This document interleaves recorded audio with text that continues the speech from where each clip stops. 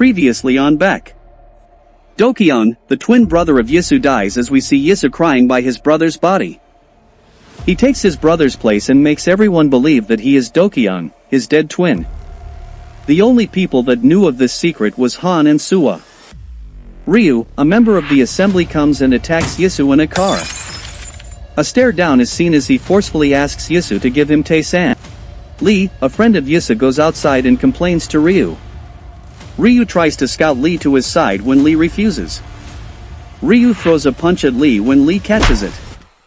Just then, Sang, the successor of the man that created the council, comes and asks Ryu to stop.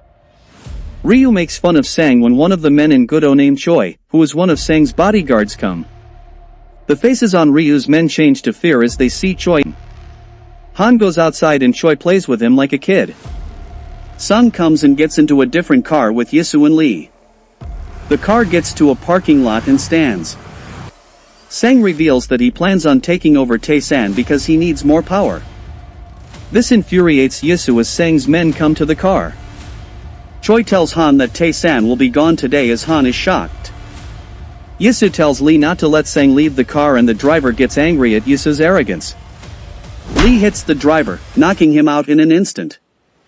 Ryu is stressed in his car as he remembers a time when Sang's men destroyed an organization and there were just 7 of them. We see Yisu throwing a fury of blows at one of Sang's men. Sang is about to open the door when Lee throws a knife to block it. We see a flashback that the police chief was the one that contacted Sang and convinced him to take over Tae-san. The police chief says that for that to happen, the government wants to introduce a project called One Sync, which will help make the government and gangsters work together. Back to the present, one man from the Gudo attacks Yisu with a punch. Yisu blocks the punch with his arm and immediately pulls back his head to avoid another. He is grabbed by his collar and slammed to the ground. Another person kicks Yisu and he blocks with his arm again. Just when he feels like taking a breath, a blow comes for his head when he rolls away from there. Yisu dodges an attack from behind and counters with a blow to the chin. One of the guys manages to hold Yisu in place when another punches him in the face. We also see that the fight between Choi and Han has ended in the defeat of Han.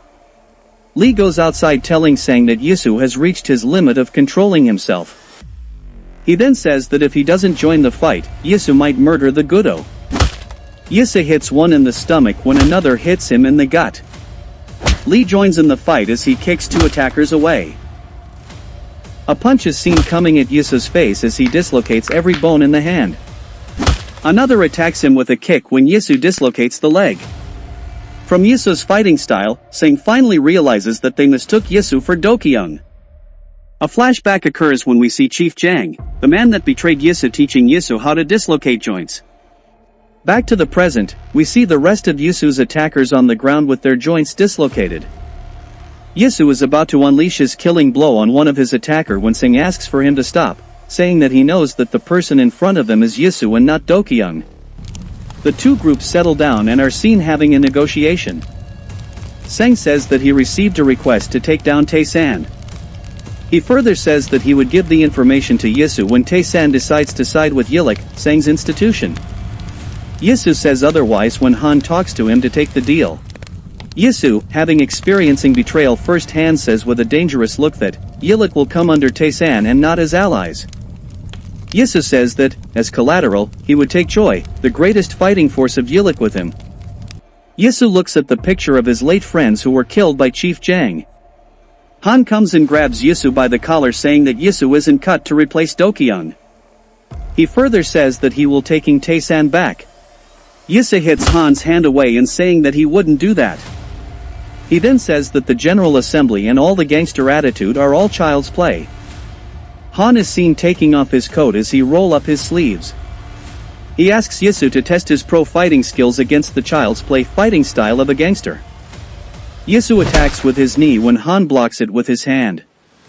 Han grabs Yisu and slams him to the ground. Han thinks he is winning when a kick comes at him from Yisu. We see Yisu hold his punch as he leaves the fight. Choi tells Lee that an organization like Tae-san that only relies on strength will not have trust within it. Lee gets a message from Yisu and he leaves. Yisu tells Lee that he is going to destroy the General Assembly in 1 week. He also says that he is going to assemble the pros to come and join Tae-san. Han lies on the ground as he remembers when he met Yisu's brother named Dogyeong. Han owned a restaurant whilst Dogyeong was sitting inside all bloodied up. We see that some men from Gyeorang came into the restaurant and was beaten up by Dogyeong. The head of Gyeorang named Hook comes in with his men. He belittles Dogyeong when Dogyeong cuts off 2 of his fingers. Hook and his men leave as they were defeated. Han and Dogyeong plan to work together as Han gives a tie to Dogyeong to hold his hair. Back to the present, Yisu goes to a Russian named Boris. Boris almost stabs Yisu when Yisu shows him a drive. Yisu addresses Boris as the demon in human flesh. In the present day, we see Hook trying to hold his hair with 2 of his fingers cut. He stands and lifts the spirits of his men with telling them that they are going to attack Tae-san. Just then, a Russian kicks their door to the ground. Boris comes into the room as we see a tattoo at the back of Boris's head showing the demon trying to crawl out of the human skin. Next on Baek, we see Lee against the idea of Yisu recruiting another person named the Weasel. Yisu is seen walking when a young boy attacks him with a knife, marking the introduction of another skilled killer in the story.